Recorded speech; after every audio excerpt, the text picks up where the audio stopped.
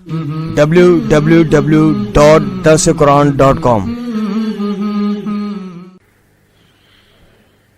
الحمد لله وحده والصلاة والسلام على من لا نبي بعده أما بعد فأعوذ بالله من الشيطان الرجيم بسم الله الرحمن الرحيم سأل سائل بعذاب واقع للكافرين ليس له دافع من الله ذي المعارج تعرج الملائكة والروح إليه في يوم كان مقداره 50,000 سنة فاصبر صبرا جميلا إنهم يرونه بعيدا ونراه قريبا يوم تكون السماء كالمهل وتكون الجبال كالعهن ولا يسأل حميم حميما يبصرونهم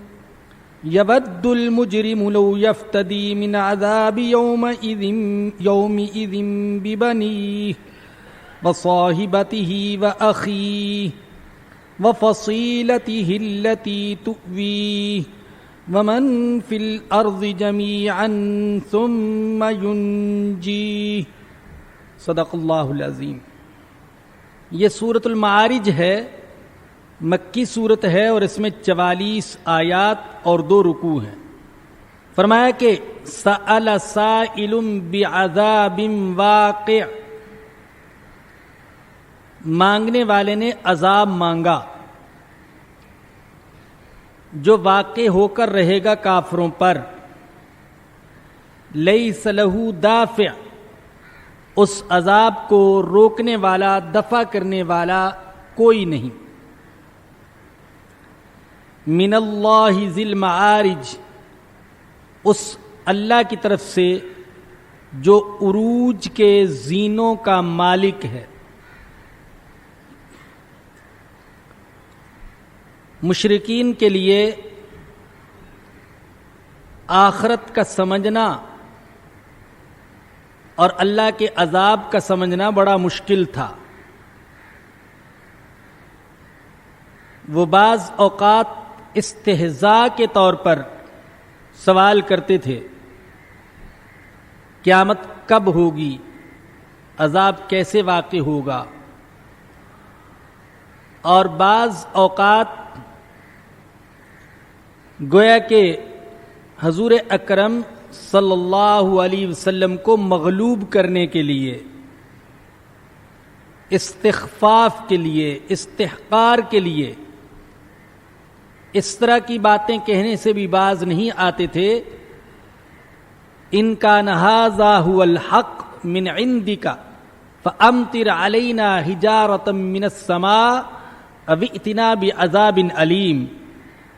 اے اللہ، اگر یہ عذاب حق ہے تیری طرف سے تو ہم پر آسمان سے پتھروں کی بارش برسا یا ہمارے پاس دردناک عذاب لے آ۔ تو ایسے ہی سوال کرنے والوں کے جواب میں فرمایا کہ وہ عذاب تو واقع ہو کر رہے گا، لیکن اللہ نے یہاں سوال کرنے والوں کو متعین نہیں کیا۔ کون ہے سوال کرنے والے؟ اس لیے کہ یہ سوال کرنے والے اور یہ مذاق اڑانے والے اور یہ استہزاء والے اور قیامت کا انکار کرنے والے یہ ہر زمانے میں ہو سکتے ہیں، ہر زمانے میں تھے، ہر زمانے میں ہیں اور رہیں گے۔ اس لیے اللہ نے مطلقاً ذکر فرمایا کہ مانگنے والے نے عذاب مانگا، مانگنے والے عذاب مانگتے ہیں، لاؤ، اگر تم حق پر ہو تو اللہ کا عذاب لے آؤ، اگر میں غلطی پر ہوں تو مجھے ہلاک کر دو، اللہ کو کہو مجھ سے رزق چھین لے۔ اس طرح کی لوگ دھمکیاں دیتے ہیں، جبکہ اللہ کا قانون یہ ہے کہ بندہ خواہ کتنا ہی آپے سے باہر کیوں نہ ہو جائے اور کتنی بدتمیزی اور بے ادبی پر نہ اتر آئے، اللہ پاک جلد بازی نہیں کرتے ہیں۔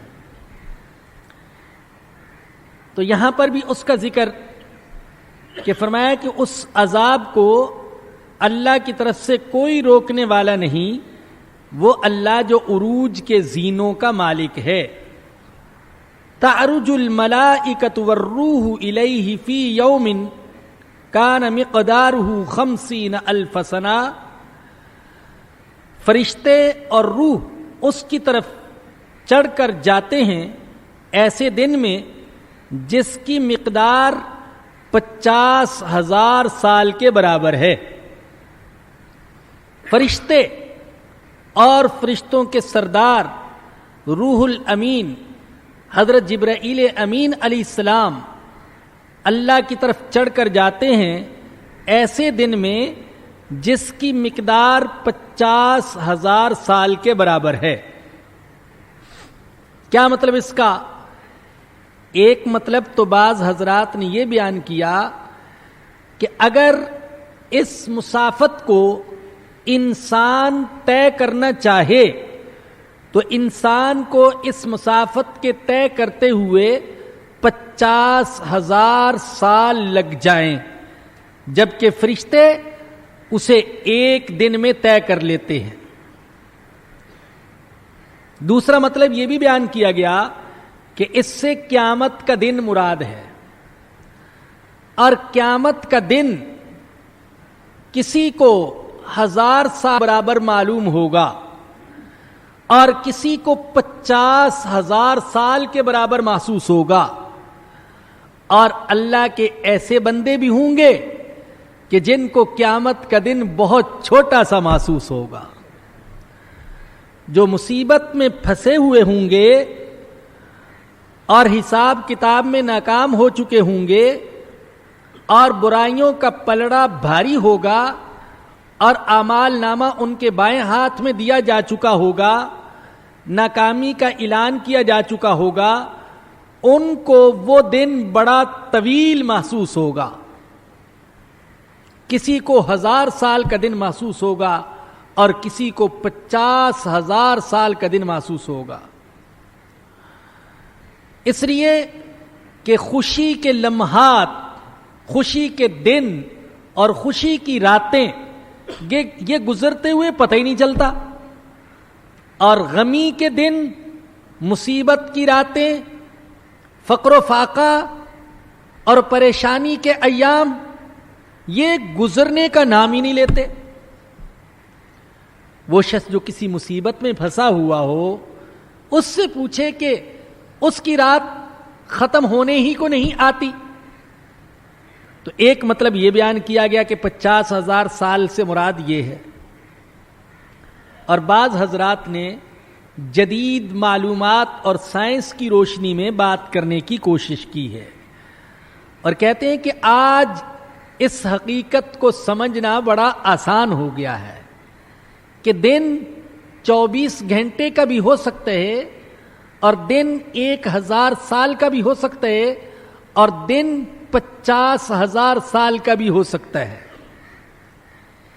اس لیے کہ ہم جو دن کا اعتبار کرتے ہیں تو زمین کی محوری گردش کے اعتبار سے دن کو ناپتے ہیں، اور زمین کی جو سورج کے ارد گرد گردش ہے یہ 24 گھنٹے میں مکمل ہو جاتی ہے، تو گویا کہ 24 گھنٹے میں ایک دن مکمل ہو جاتا ہے۔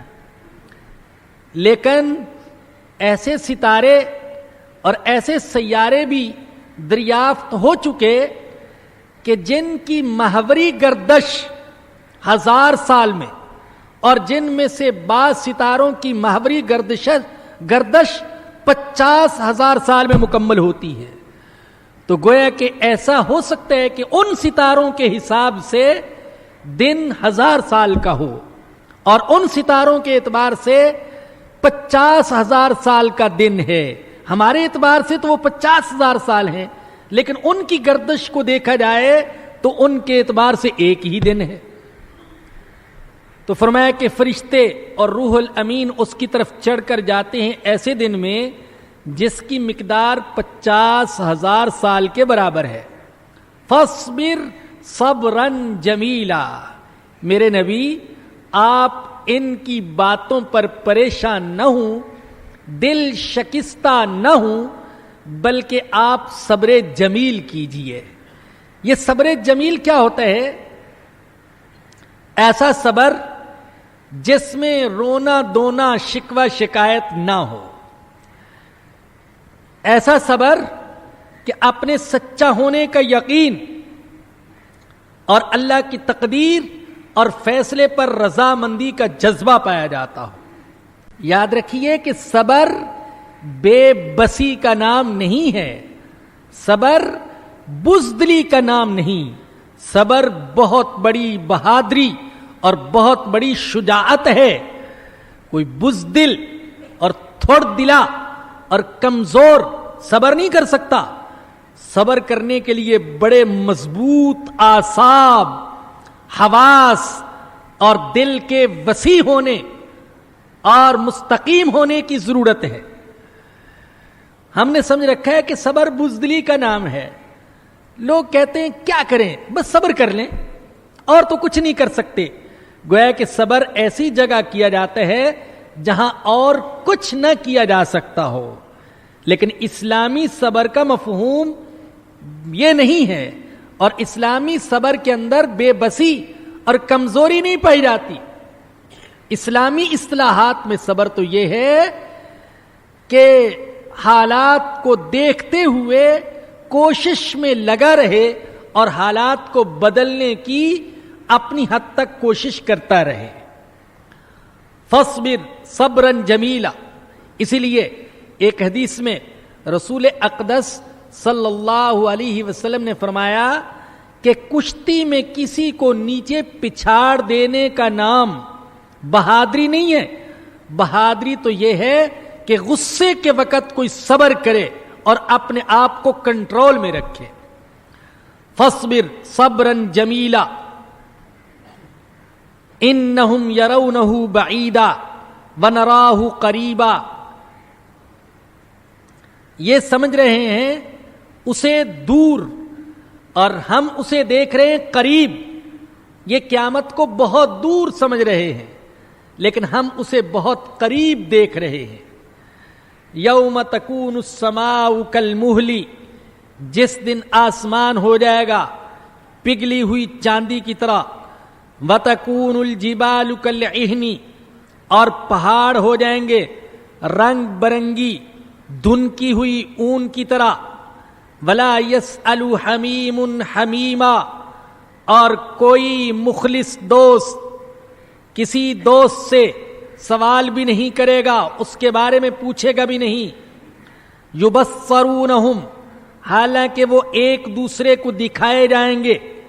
ایسا نہیں ہوگا کہ دیکھ نہیں رہے ہوں گے، دیکھ رہے ہوں گے. وہ سامنے دوست کھڑا ہے، وہی دوست جس پر جان چھڑکنے کی باتیں کرتا تھا، لیکن آج پوچھے گا نہیں. یود المجرم لو یفتدی من عذاب یومئذ ببنیہ. مجرم آرزو کرے گا کاش اس دن کے عذاب سے بچنے کے لیے وہ اپنے بدلے میں دے دے. کس کو؟ ببنی. اپنے بیٹوں کو.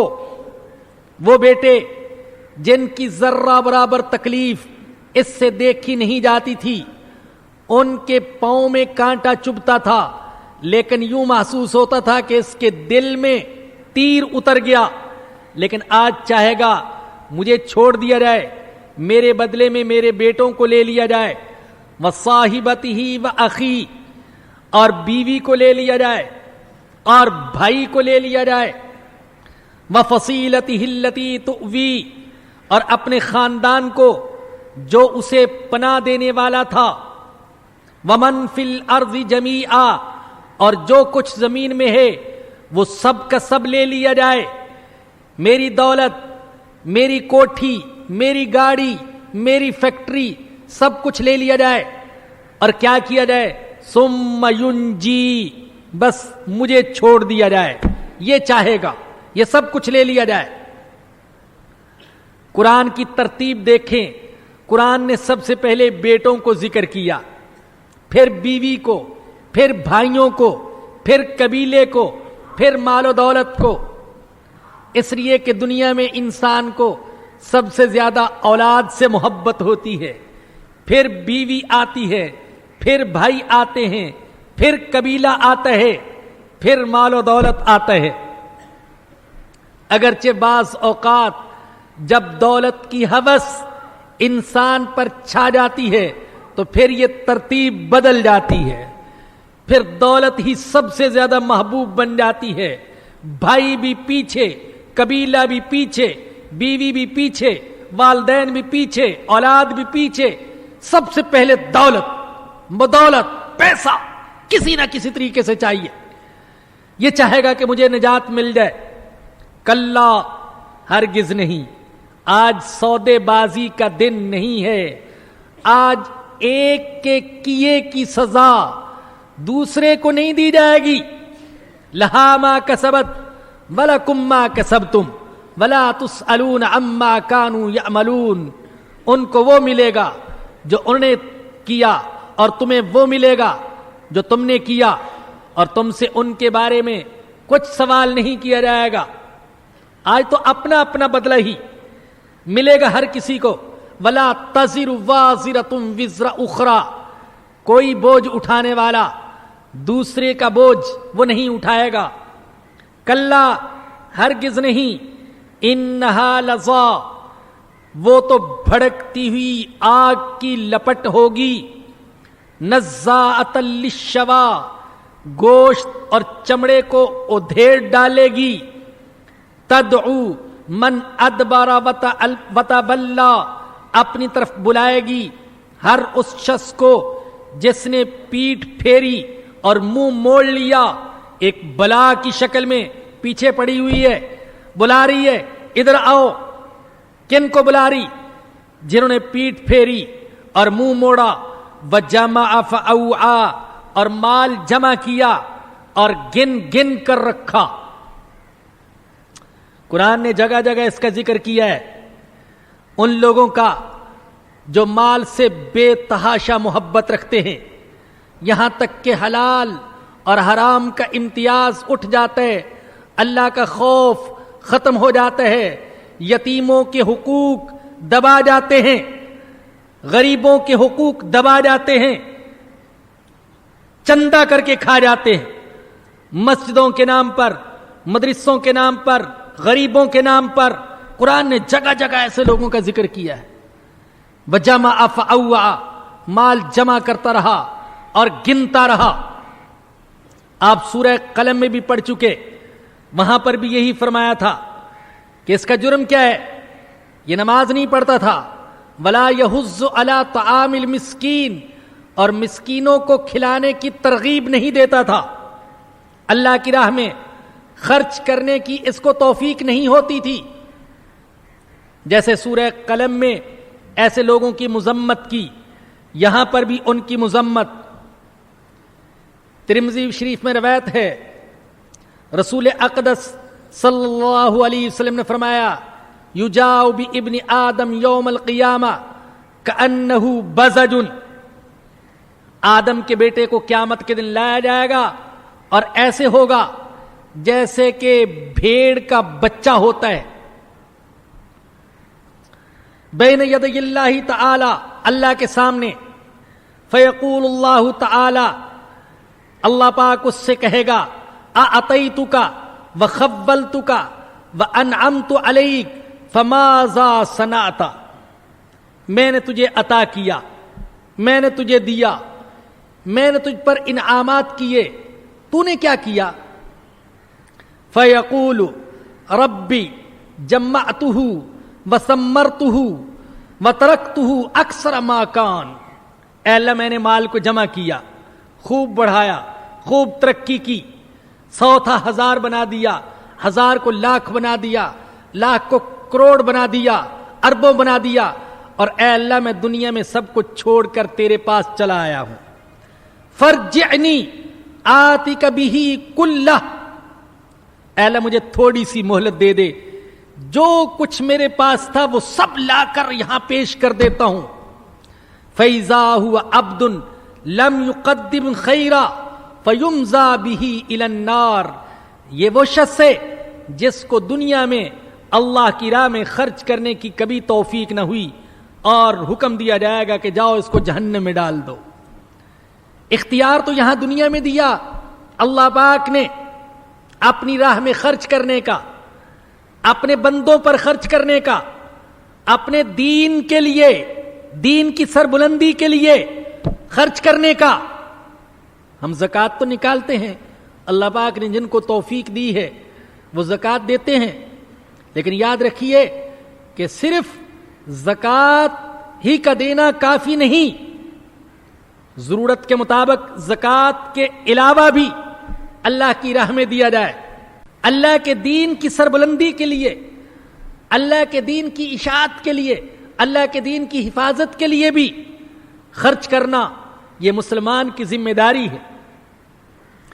تو فرمایا کہ وہ آگ بلائے گی اسے جس نے پیٹھ پھیری اور منہ موڑ لیا اور مال جمع کیا اور گن گن کر رکھتا رہا.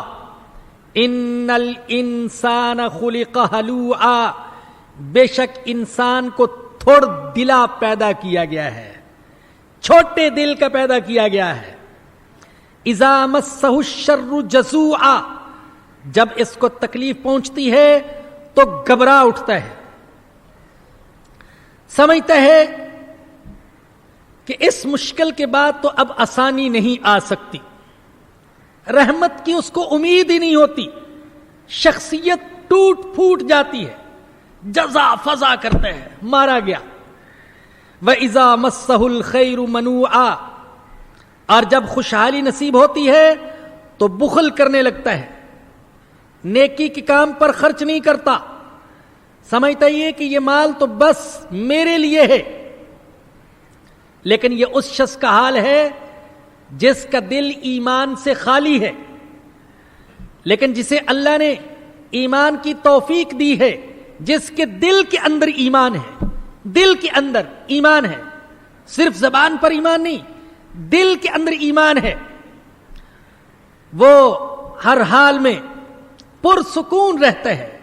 وہ جانتا ہے کہ فقیری اور امیری، صحت اور بیماری یہ سب اللہ کی طرف سے ہے، عارضی چیزیں آنے جانے والی ہیں.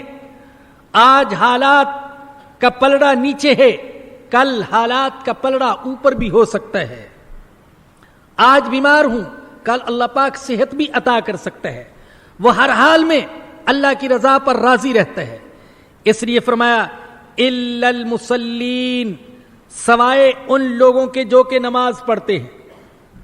باقی سب تھوڑ دلے، باقی سب حالات سے یا تو گھبرا جاتے ہیں یا حالات کی وجہ سے ان کا دماغ خراب ہو جاتا ہے، فرعون بن جاتے ہیں، قارون بن جاتے ہیں.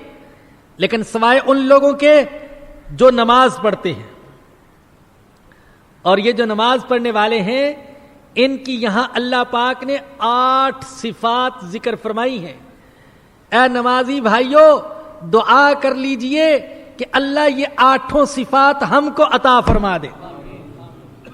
کبھی کبھی عرض کرتا رہتا ہوں، نمازی حضرات ناراض نہ ہوں، اگر نمازی حضرات پورے کے پورے دیندار اور پکے مومن بن جائیں تو دنیا میں انقلاب آ جائے.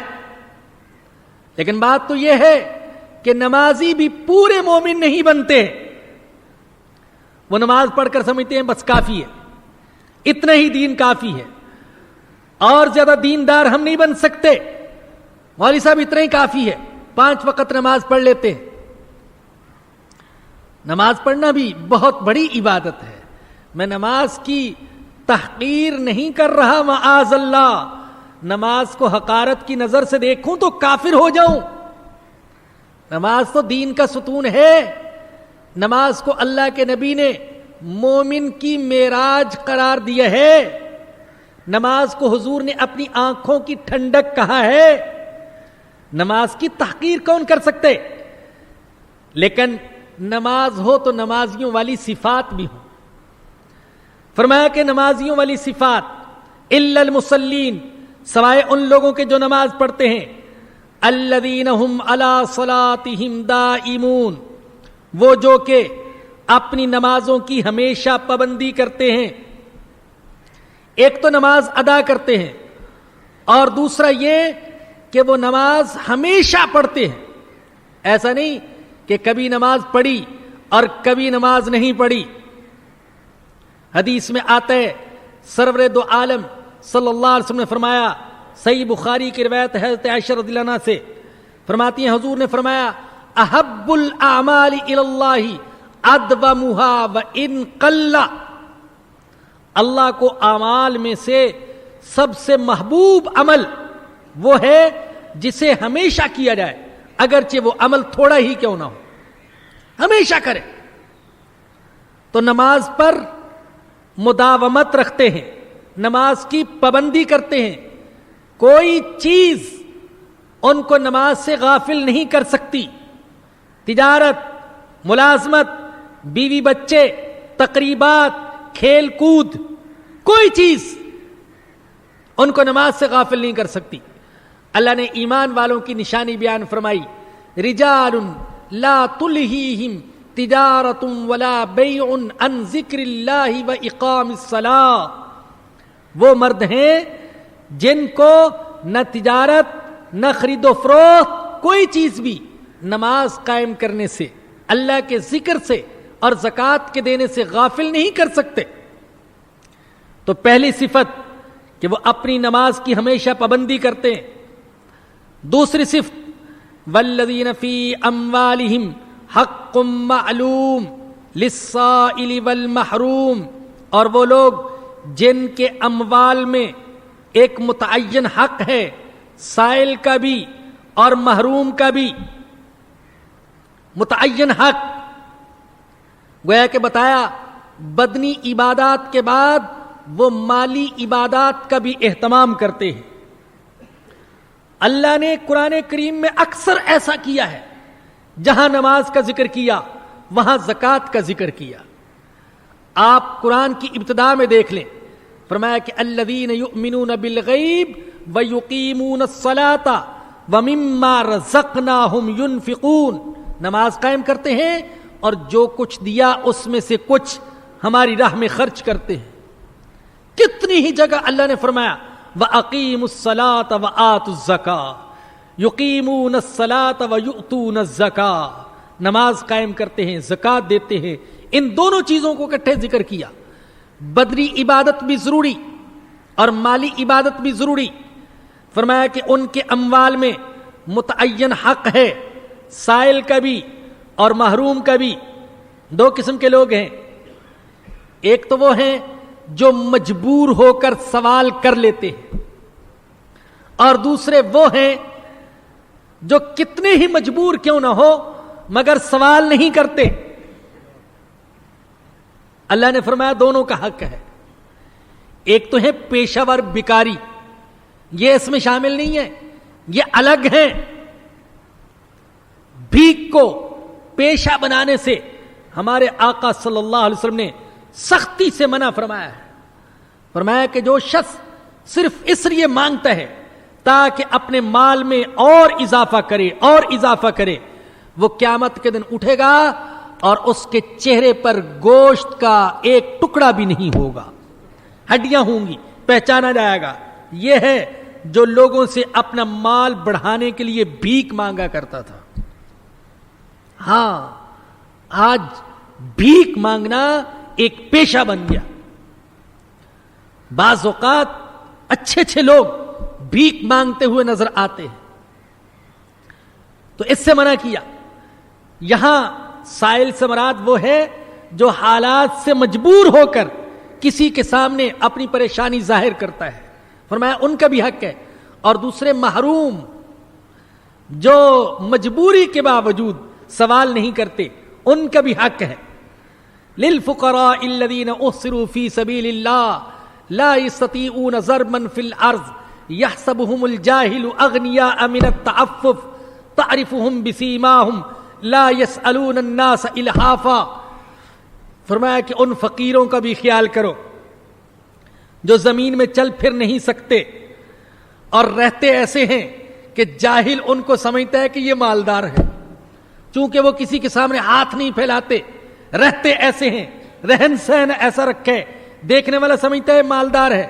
لیکن فرمایا کہ میرے نبی تعرفہم بسیماہم، ان کے چہرے سے آپ جان لیں گے کہ یہ کئی کے دن کے بھوکے ہیں، لوگوں سے لپٹ لپٹ کر سوال نہیں کرتے ہیں، ان کا بھی حق ہے. والذین فی اموالہم حق معلوم، اور وہ لوگ جن کے اموال میں متعین حق ہے، للسائل والمحروم، مانگنے والے کا اور محروم کا. چوتھی صفت والذین یصدقون بیوم الدین، اور وہ جو تصدیق کرتے ہیں جزا کے دن کی، قیامت کے دن کی. جو شخص قیامت کی تصدیق کرتے ہیں اس کی قدریں، اس کے پیمانے، اس کی ترجیحات، اس کے اخلاق، اس کے دن، اس کی راتیں، اس کے تعلقات، اس کا چلنا پھرنا جدا ہوتا ہے. اور جو آخرت پر ایمان نہیں رکھتا اس کی قدریں، اس کے اخلاق، اس کے اعمال، اس کے تعلقات اور اس کی چلت پھر جدا ہوتی ہے. دونوں میں بڑا فرق ہوتا ہے. والذین یصدقون بیوم الدین. پانچویں صفت والذین هم من عذاب ربهم مشفقون، اور وہ جو اپنے رب کے عذاب سے ڈرتے ہیں. نیک ہے لیکن اس کے باوجود رب کے عذاب سے ڈرتا ہے. حضرت حسن بصری رحمت اللہ علیہ فرماتے ہیں المؤمن یشفق اللہ تقبل حسناتہ مع طاعتہ و احسانہ. مومن اللہ سے ڈرتا رہتا ہے، پتہ نہیں اللہ کے ہاں میری عبادتوں، اطاعت اور صدقہ خیرات قبول ہوا یا کہ نہیں ہوا، ڈرتا رہتا ہے. والذین هم من عذاب ربهم مشفقون ان عذاب ربهم غیر مأمون. بے شک ان کے رب کا عذاب ایسی چیز نہیں جس سے کوئی بے خوف ہو. رب کے عذاب سے کسی حالت میں بھی بے خوف نہیں ہونا چاہیے. میں عرض کر چکا ہوں یہ ایمان کی نشانی ہے کہ ہر وقت اللہ کی گرفت سے، اس کی پکڑ سے ڈرتا رہے. سید الانبیاء حضرت محمد الرسول اللہ صلی اللہ علیہ وسلم سے زیادہ معصوم کون ہو سکتے ہیں؟ لیکن اس کے باوجود حالت یہ تھی کہ آندھی آتی، طوفان آتا، بارش برستی، آپ پریشان ہو جاتے کہ کہیں اس آندھی اور بارش کے پردے میں اللہ کا عذاب پوشیدہ نہ ہو. حالت یہ تھی اللہ کے عذاب کے ڈر سے روتے تھے. کتنا روتے تھے؟ حضرت عبداللہ بن شخیر رضی اللہ تعالی عنہ سے روایت ہے اتیت رسول اللہ صلی اللہ علیہ وسلم وهو یصلی ولجوفہ عزیز کعزیز المرجل من البکاء. میں حضور کے پاس آیا، حضور نماز پڑھ رہے تھے اور نماز کے دوران آپ کے سینے سے رونے کی آواز ایسے نکلتی تھی جیسے آگ پر ہنڈیا ابل رہی ہوتی ہے، ایسے رو رہے تھے. حدیث میں آتا ہے وخطب رسول اللہ صلی اللہ علیہ وسلم فی اصحابی فقال لهم لو تعلمون ما اعلم لضحكتم قليلا ولبكيتم كثيرا فغطى اصحاب رسول اللہ وجوہهم ولهم حنین. حضور نے فرمایا میرے صحابہ جو میں جانتا ہوں اگر تم جانتے ہوتے تو تم ہنستے کم اور روتے زیادہ. صحابہ نے یہ سنا، چہروں کے اوپر چادریں ڈال لی، سر جھکا لیے اور اتنا روئے کہ رونے کی آواز دور دور تک سنائی دیتی تھی. تو اپنے رب کے عذاب سے کبھی بے خوف نہ ہو. یہ چھٹی نشانی. ساتویں نشانی صفت نمازیوں کی والذین هم لفروجہم حافظون، اور وہ جو اپنی شرمگاہوں کی حفاظت کرنے والے ہیں. شرمگاہوں کی حفاظت یہ دو گناہ بہت بڑے گناہ، زبان کا گناہ اور شرم کا گناہ. اور ان دو چیزوں کی حفاظت جنت کی ضمانت ہے. حضور نے فرمایا کہ تم مجھے دو چیزوں کی حفاظت کی ضمانت دے دو، میں تمہیں جنت کی ضمانت دیتا ہوں. ایک زبان کی حفاظت، زبان کی حفاظت کرو، جو دل میں آئے وہ مت بولو، پہلے تول لو پھر بولو، سوچو پھر بولو. کہ ایسا تو نہیں زبان سے ایسے کلمات، ایسے الفاظ نکل رہے جو اللہ کے غضب اور ناراضگی کا ذریعہ بن رہے. الا علی ازواجہم او ما ملکت ایمانہم، سوائے اپنی بیویوں کے یا مملوکہ عورتوں کے، یعنی لونڈیاں جو ہوتی تھیں. فإنہم غیر ملومین، کیونکہ ان کی وجہ سے ان پر کوئی ملامت نہیں ہوگی. شہوت کا جو جائز محل ہے، جائز جگہ ہے، وہاں اگر اپنی شہوت پوری کرے گا تو یہ صدقہ، یہ ثواب، یہ اللہ کی رضا کا ذریعہ. اور ناجائز محل اختیار کرے گا تو اللہ کے غضب اور لعنت کا ذریعہ. اللہ اکبر. فمن ابتغى وراء ذلك فاولئك هم العادون، جو اس کے علاوہ کچھ اور چاہیں گے تو وہ حد سے تجاوز کرنے والے ہیں. والذین هم لاماناتهم وعهدهم راعون، 8ویں صفت، اور وہ لوگ جو اپنی امانتوں اور اپنے عہد کا پاس رکھتے ہیں، امانت میں خیانت نہیں کرتے، وعدے کی خلاف ورزی نہیں کرتے. نبی اکرم صلی اللہ علیہ وسلم نے فرمایا آیت المنافق ثلاث، منافق کی 3 نشانیاں ہیں. جب بات کرتے جھوٹ بولتے، جب وعدہ کرتا ہے وعدہ خلافی کرتے، جب اس کے پاس امانت رکھی جائے تو امانت میں خیانت کرتے. میرے نمازی بھائیوں، میرے نمازی بزرگوں، میرے نمازی دوستوں، آپ کو نمازیں مبارک ہوں، تہجد مبارک، اشراق مبارک، چاشت مبارک، اللہ کا ذکر و عبادت مبارک. لیکن یہ اخلاق بھی اپنے اندر پیدا کرنا ضروری ہے. یہ نمازیوں کے اوصاف ہیں، یہ نمازیوں کے اخلاق ہیں. اگر ہم نماز تو پڑھیں گے لیکن امانتوں میں خیانت کریں گے، وعدہ خلافی کریں گے، جھوٹ بولیں گے، بدکاری میں مبتلا ہوں گے، تو ہم صرف اپنے آپ ہی کو نہیں نماز کو بھی بدنام کریں گے. ایسی نماز کا لوگوں پر اثر نہیں ہوگا. اخلاق کی طرف توجہ کیجئے. والذین هم لاماناتہم وعہدہم راعون، اور وہ جو اپنی امانتوں اور اپنے عہد کا پاس رکھتے ہیں. والذین هم بشہاداتہم قائمون، اور وہ جو اپنی گواہیوں میں سچائی پر قائم رہتے ہیں. یہ صفات ہیں اللہ کے محبوب بندوں کی. میں ان چیزوں پر زور اس لیے دیتا ہوں، میرا ناقص مشاہدہ اور تجربہ یہ ہے کہ آج کل سب سے زیادہ کمزوری اور ابتری جو پائی جاتی ہے وہ اخلاق اور معاملات کے اندر.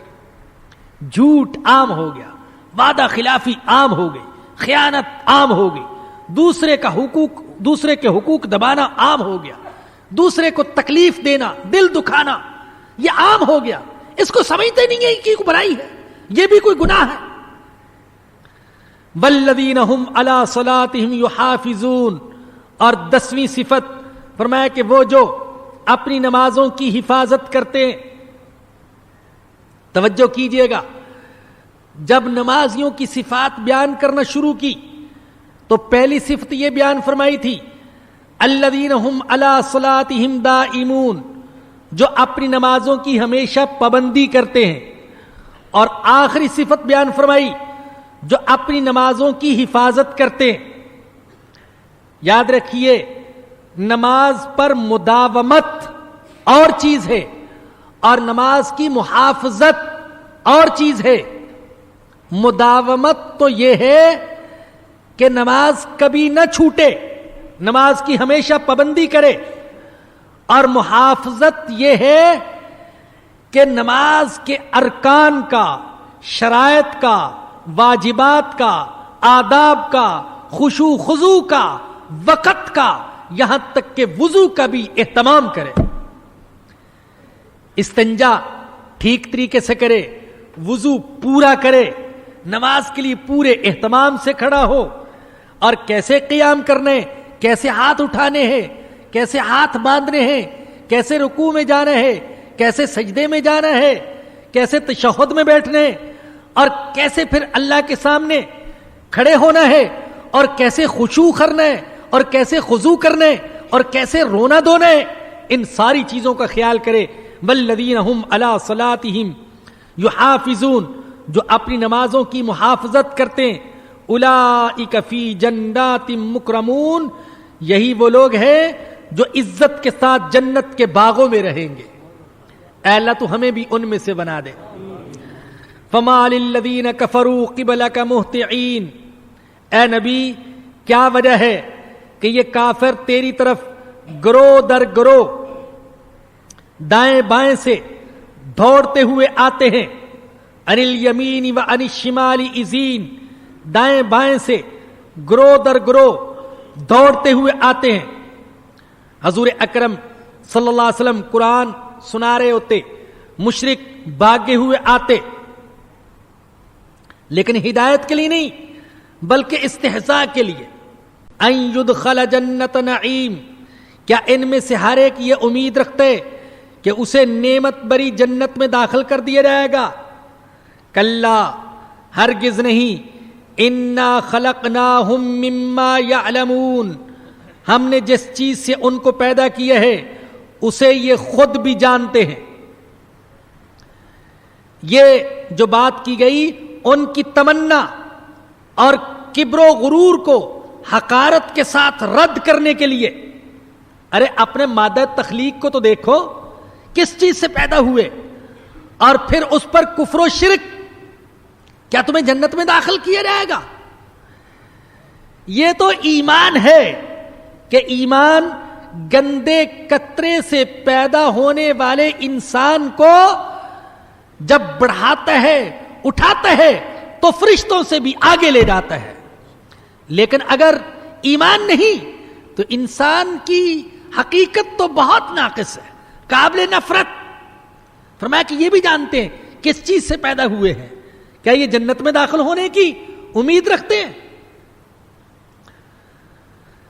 حضرت مطرف بن عبداللہ، انہوں نے دیکھا محلب بن ابی صفرا کو اکڑتا ہوا جا رہا تھا.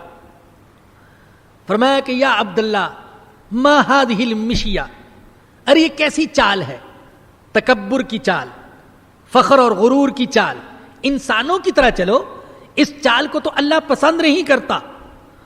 محلب بن ابی صفرا گردن اٹھا کر اکڑ کر کہنے لگا اتعریفنی، کیا مجھے جانتے آپ؟ جانتے ہو میں کون ہوں؟ ہم میں سے بہت سے ایسے ہیں جن کی زبان پر یہ الفاظ آ جاتے ہیں، خاص طور پر لڑائی جھگڑے کے موقع پر. مجھے جانتے ہو میں کون ہوں؟ وہ اللہ والے تھے، بڑی استقامت کے ساتھ، حوصلے کے ساتھ، تحمل کے ساتھ جواب دیا نعم، خوب اچھی طرح جانتا ہوں. اولک نطفۃ مزرہ، تمہاری ابتدا گندے پانی کے نطفے سے ہوئی.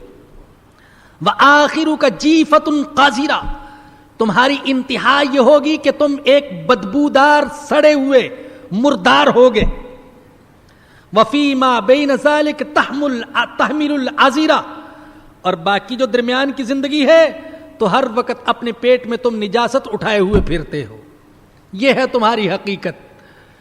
محلب کی سمجھ میں بات آ گئی اور انسانوں کی طرح چلنے لگا. تو فرمایا کلا، ہرگز نہیں. انا خلقناہم مما یعلمون، ہم نے جس چیز سے انہیں پیدا کیا ہے اسے یہ خود جانتے ہیں. فلا اقسم برب المشارق والمغارب انا لقادرون، پس نہیں میں قسم اٹھاتا ہوں مشرقوں اور مغربوں کے رب کی، مشرقوں کے رب کی اور مغربوں کے رب کی. ایک مشرق نہیں کہا، ایک مغرب نہیں کہا. معلوم ہوتا ہے کہ کئی مشرقیں ہیں اور کئی مغربیں. مشرقوں کے رب کی، مغربوں کے رب کی قسم اٹھاتا ہوں. تفاسیر میں بہت سے اقوال ہیں. گرمیوں کی مشرق اور ہوتی ہے، سردیوں کی مشرق اور ہوتی ہے، گرمیوں کی مغرب اور ہوتی ہے، سردیوں کی مغرب اور ہوتی ہے. یوں بھی ہے.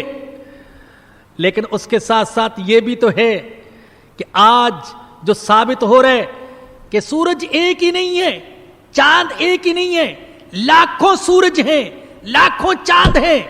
اللہ کہتے ہیں میں سارے سورجوں اور سارے چاندوں کی مشرق کی بھی قسم اٹھاتا ہوں اور سارے کے مغربوں کی قسم اٹھاتا ہوں. قرآن جدید کلام ہے، جدید علوم اس کی تائید کرتے ہیں. مشرقوں کے رب کی قسم، مغربوں کے رب کی قسم، انا لقادرون، بے شک ہم اس بات پر قادر ہیں، الا ان نبدل خیرا منہم، کہ ان کی جگہ ان سے بہتر لوگ لے آئیں. وما نحن بمسبوقین، اور کوئی ہم سے آگے نہیں بڑھ سکتا. میرے بزرگوں اور دوستو، قسم کھا کر اللہ نے بڑی عجیب بات بیان فرمائی ہے جس میں ہمارے لیے عبرت اور نصیحت کا بڑا سامان ہے. فرمایا کہ ہم اس بات پر قادر ہیں کہ ان کی جگہ ان سے بہتر لوگ لے آئیں. یہ ہر دور میں ایسا ہوتا رہا. جب کچھ لوگوں نے ایمان اور دین اور قرآن کی قدر نہ کی، اللہ نے کسی اور قوم کو کھڑا کر دیا قرآن کی حفاظت کے لیے، ایمان کے لیے اور دین کے تقاضوں کو پورا کرنے کے لیے. آج بھی ایسا ہو رہا ہے. عیسائی، سکھ، ہندو، ملحد، بے دین لوگ ایمان قبول کر رہے ہیں، دین کی طرف آ رہے. ایسے لوگ جنہوں نے دنیا کا عروج دیکھ لیا، ایسا محل دیکھ لیا جس سے بڑا محل ان کی ہوس نہیں، بہترین گاڑیاں دیکھ لی، پیسہ دیکھ لیا، عورتوں کی، شراب کی، بدکاری کی فراوانی دیکھ لی. لیکن سب کچھ دیکھ کر اس نتیجے پر پہنچے کہ دل کو سکون تو پھر بھی نہیں ملا. اب ایسے لوگ پلٹ رہے ہیں ایمان کی طرف، دین کی طرف. بڑے بڑے شرابی، زانی، گلوکار، بدکار لوگ آ رہے دین کی طرف. زندگی کفر میں گزار دی، اب دین کی طرف آ رہے. ابھی 2-3 دن پہلے ایک جگہ ایک جلسے میں مجھے بھی بیان کرنے کی توفیق ملی، اور ایک وہاں نوجوان نے نعت پڑھی، حضور اکرم صلی اللہ علیہ وسلم کی تعریف میں نعت پڑھی. اور سچی بات ہے کہ اس انداز سے اس نے نعت پڑھی کہ دل کے تار ہل گئے. بہت لطف آیا، ایمان تازہ ہوا. بعد میں اس کے بارے میں معلومات کی تو پتہ چلا یہ کچھ عرصہ پہلے پاپ سنگر تھا، اور پھر امریکہ گیا، وہاں پر بھی گانے بجانے کا سلسلہ تھا اور پڑھ بھی رہا تھا. امریکہ جا کر اللہ نے اس کے حالات بدل دیے. بہت سے لوگ ایسے ہیں پاکستان میں رہتے ہوئے دین کی طرف نہیں آتے، اور بہت سے لوگ ایسے دیار غیر میں جا کر بدل جاتے. امریکہ جا کر حالات بدل گئے، ایمان کی طرف آ گیا، دین کی طرف آیا، اور اب ماشاءاللہ عالم بن رہا ہے. 2 سال رہ گئے. لیکن ساتھ ساتھ ایک عبرت کا پہلو یہ بھی سن لے کہ مجھے پتا چلا، خود بھی اس نوجوان سے گفتگو ہوئی، پتا چلا کہ اس کی والدہ اس کے دین کی طرف آنے کی وجہ سے بڑی پریشان ہے. ماں پریشان ہے، یہ دین کی طرف آ گیا. حد یہ کہ حج کرنے کے لیے گئی اور اس نے سن رکھا تھا کہ جس کی کعبے پر پہلی نظر پڑے تو جو پہلی دعا کرے تو قبول ہوتی ہے. تو اس کی کعبے پر جو پہلی نظر پڑی تو اس نے جو دعا کی وہ دعا یہ تھی کہ اے اللہ میرے بیٹے کو داڑھی اور پگڑی چھوڑنے کی توفیق دے دے. اللہ اکبر، اللہ اکبر. نوجوان پلٹ رہے، دین کی طرف آ رہے، ایمان کی طرف آ رہے. اللہ کہتے ہم اس بات پر قادر ہیں کہ ان سے بہتر لوگوں کو لے آئیں. آپ اخبارات پڑھتے رہتے ہیں, آپ نے دیکھا ہوگا یہ جو 11 ستمبر کا سانحہ ہوا امریکہ کے اندر, اور اس کے بعد دنیا بھر کا میڈیا مسلمانوں کے خلاف زہر نشر کر رہا ہے. ریڈیو, ٹی وی, اخبارات, سارے ذرائع ابلاغ اسلام اور مسلمانوں کے خلاف زہر نشر کر رہے ہیں. لیکن ساتھ آپ نے یہ بھی پڑھا ہوگا کہ اس سانحہ کے پیش آنے سے پہلے جتنے لوگ اسلام قبول کر رہے تھے, اب ان کی رفتار میں 4 گنا مزید اضافہ ہو گیا ہے. یہ دبانا چاہتے ہیں اسلام کو. اسلام اٹھے گا, اسلام آئے گا, قرآن آئے گا. 2 باتوں کا مجھے پوری طرح یقین ہے, میں قسم کھا کے کہتا ہوں, میرا اپنا ایک جو مشاہدہ, تجربہ, میرا علم, معلومات ہیں. 2 باتوں کا مجھے یقین ہے. ایک یہ کہ موجودہ حالات میں, موجودہ دور کے مسلمان اپنی ان کمزوریوں کے ساتھ, بد اخلاقیوں کے ساتھ, پستیوں کے ساتھ, ٹیکنالوجی, تجارت, معیشت, سیاست, ہر میدان میں پیچھے رہ جانے کے ساتھ یہ دنیا کو فتح نہیں کر سکتے ہیں. سن لیجئے, مجھے اس بات کا یقین ہے کہ مسلمان دنیا کو فتح نہیں کر سکتے. یہ نعرے لگانا اور بات ہے کہ ہم امریکہ کو فتح کر لیں گے اور افریقہ کو فتح کر لیں گے, لیکن موجودہ دور کے مسلمان ان کمزوریوں کے ساتھ, اس طرح کے مسلمان جو ہر شعبے میں پیچھے, اخلاق کے شعبے میں, اعمال کے شعبے میں, ٹیکنالوجی کے شعبے میں, معیشت کے شعبے میں, تجارت کے شعبے میں, یہ دنیا کو فتح نہیں کر سکتے. ایک تو مجھے اس بات کا یقین ہے, اور دوسری اس بات کا یقین ہے کہ اسلام اور قرآن یہ عالم کو فتح کر کے رہیں گے. واللہ مجھے اسلام کے غالب آنے کا اور قرآن کے پوری دنیا میں چھا جانے کا اتنا ہی یقین ہے جتنا اس بات کا یقین کہ یہ ابھی رات ہے, یہ سن 2004 ہے, یہ اپریل کا مہینہ ہے, یہ اتوار کا دن تھا, میں یہاں بیٹھا ہوا ہوں, آپ سن رہے ہیں. جیسے مجھے ان باتوں کا یقین ہے, رب کعبہ کی قسم مجھے اسلام کے بھی اسی طرح غالب آنے کا یقین ہے. مسلمان تو دنیا کو فتح نہیں کر سکیں گے, لیکن اسلام فتح کرے گا, قرآن فتح کرے گا. عیسائی مسلمانوں کا مقابلہ کر سکتے ہیں, لیکن عیسائیت اسلام کا مقابلہ نہیں کر سکتی. تورات اور انجیل قرآن کا مقابلہ نہیں کر سکتے.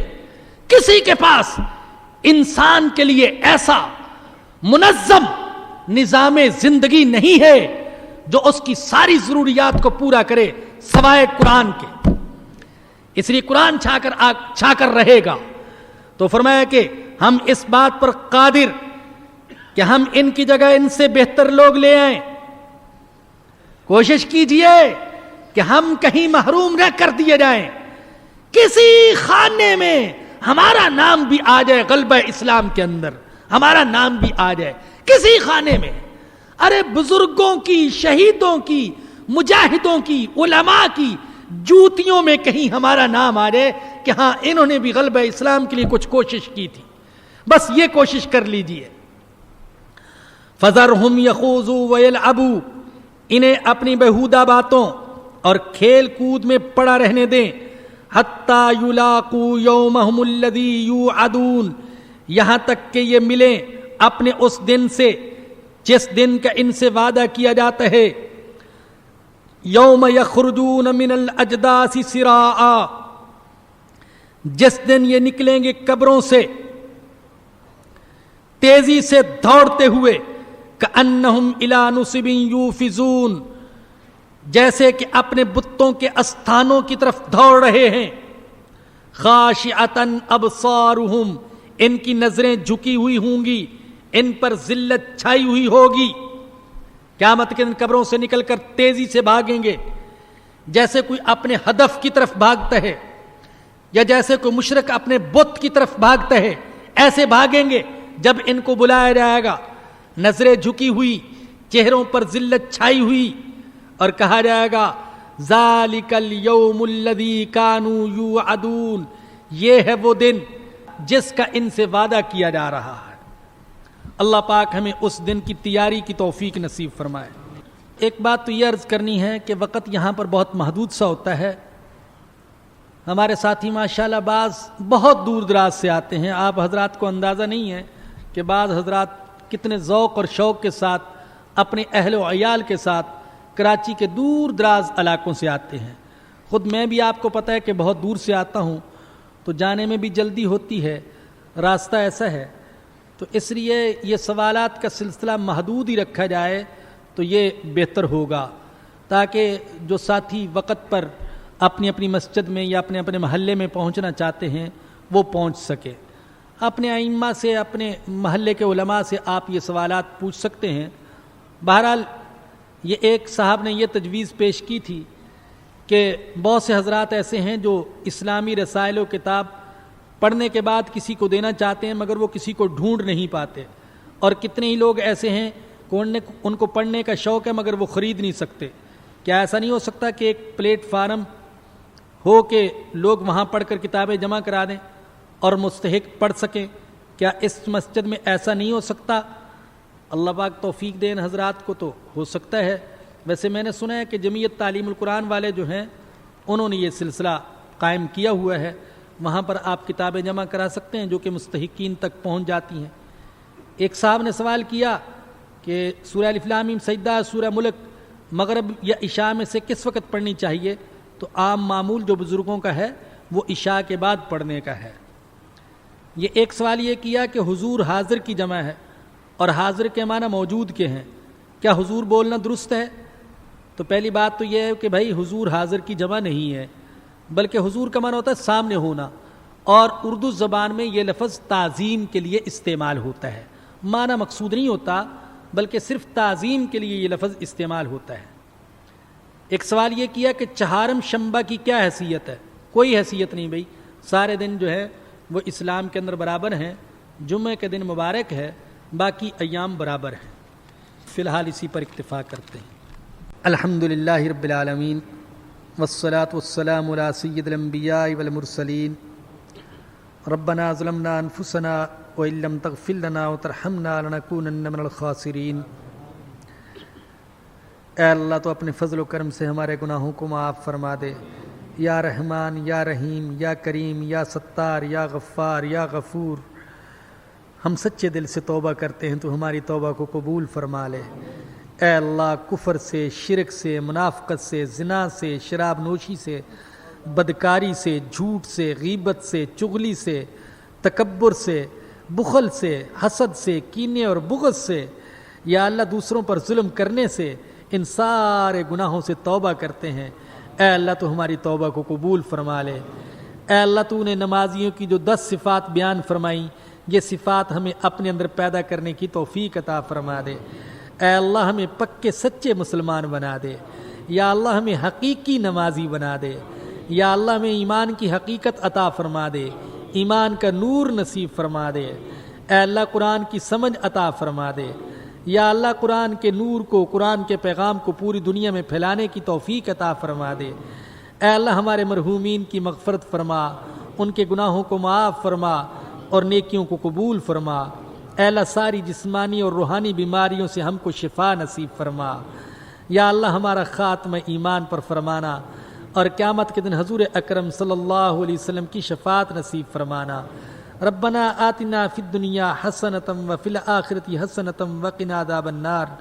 ربنا تقبل منا انک انت السمیع العلیم وتب علینا انک انت التواب الرحیم۔ صلی اللہ تعالی علی رسولہ وخیر خلقہ سیدنا و مولانا محمد و آلہ و صحبہ و اہل بیتہ اجمعین، آمین برحمتک یا ارحم الراحمین۔